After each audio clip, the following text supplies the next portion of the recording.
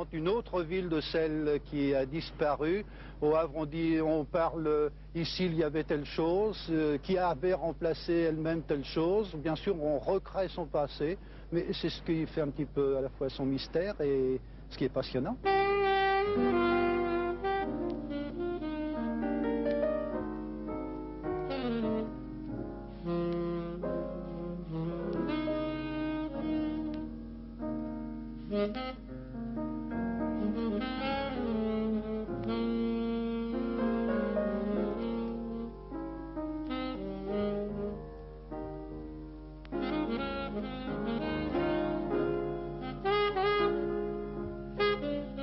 Comme son nom l'indique, bassin du commerce, c'était le cœur du commerce havrais.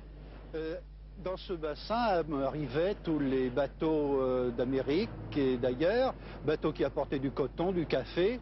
Et d'ailleurs, toutes les maisons de commerce havraises se sont installées autour de ce bassin, immédiatement au contact des navires qui apportaient les marchandises.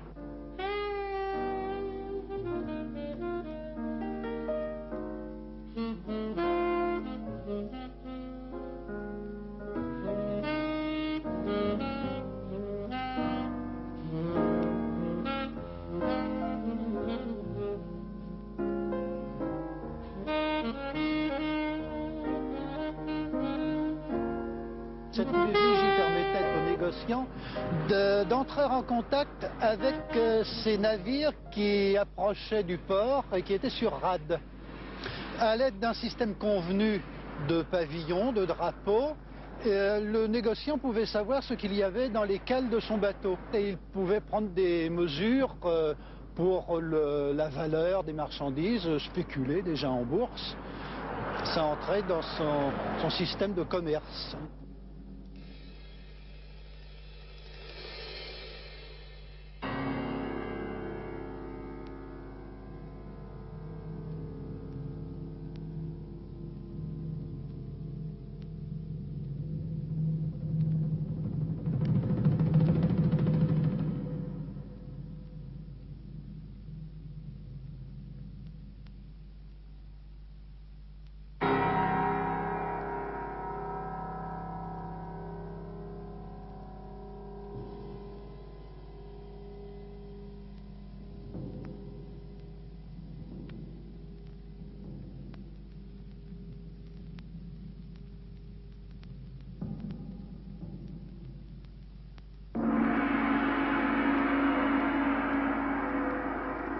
Bien sûr, il y a eu cette immense catastrophe de septembre 1944, mais c'est une reconstruction qui était nécessaire. Il fallait rendre la ville plus salubre, plus habitable qu'elle ne l'était avant 1939. Cette reconstruction est peut-être un peu monotone. L'architecture Perret date en réalité. Même en 1944, l'architecture Perret datait. C'est une architecture orthogonale, les rues sont à angle droit, les maisons, elles aussi, sont très géométriques. Aujourd'hui, on reconstruirait comme ça? Non, on ne reconstruirait pas comme cela, on essaierait de conserver des rues d'avoir des rues moins droites, des rues plus en diagonale, par exemple. Une espèce de compromis quand on a reconstruit entre ceux qui étaient partisans d'une ville résolument moderne, un peu américaine, ceux qui voulaient un peu respecter le côté havrais antique. Le projet Perret, en réalité, était beaucoup plus révolutionnaire que ce qui a été exécuté. Perret prévoyait une ville à deux niveaux. C'est-à-dire qu'une ville souterraine pour la circulation, pour les services, et puis un second niveau pour la vie piétonnière, la vie de sociabilité.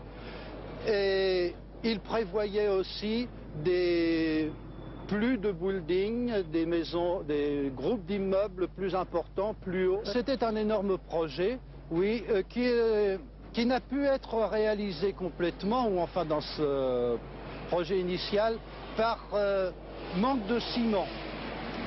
Il aurait fallu, entre 1945 et 1950, mobiliser tout le ciment disponible en France pour reconstruire la ville du Havre. Ce n'était pas possible, naturellement. C'était peut-être la folie des grandeurs, oui, ou le rêve d'un génie, d'un architecte de génie. Merci.